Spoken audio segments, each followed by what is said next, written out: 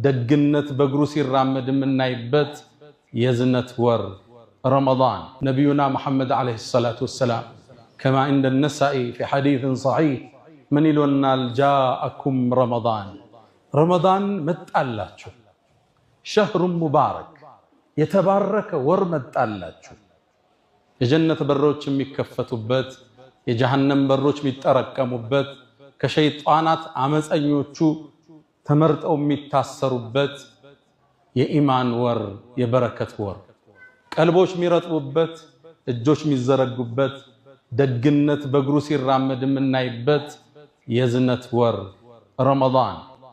መስጂዶች በሰጋጆች የሚሞሉበት፣ ሌሊቶቹ በተሐጁድ ቢደምቁበት፣ የዒባዳ ጉልበት የምንጎናጸፍበት አንጸባራቂ ምሽትን የያዘ ወር ረመዳን።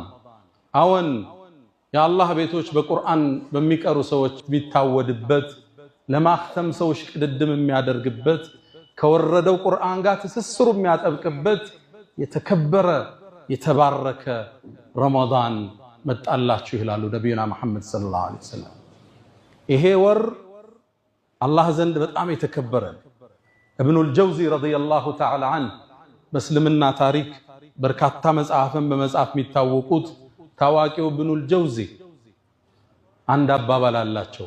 ረመዳን እኮ ከወራት ውስጥ ልክ እንደ ዩሱፍ ከ11 ወንድሞቹ ጋር እንደማለት ነው። ረመዳን አንድ ወር፣ ሌላ 11 ወር ዓመት። ዩሱፍ 11 ወንድሞቹ እኒ ረአይቱ 11 ከውከበን 11ዱ ከዋክብት ጋር 12።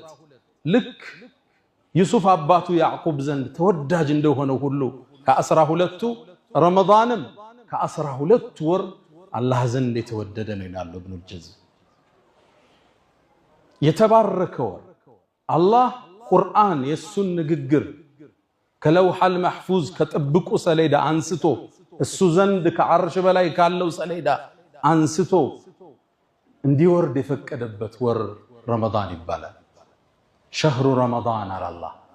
ረመዳን የሚባለው ወር እኮ ኡንዚለ ፊሂል ቁርአን፣ ይሄ የመለኮታዊ መመሪያ የሰው ልጆችን ፍልስፍና የገራው አመለካከታቸውን ያናጸው የህይወት ግባቸውን ግልጽ ያደረገው ይሄ ቁርአን እኮ የወረደው ረመዳን ወር ውስጥ ነው ይለናል አላህ። ከሚጠቀሙበት አላህ ያድርገን።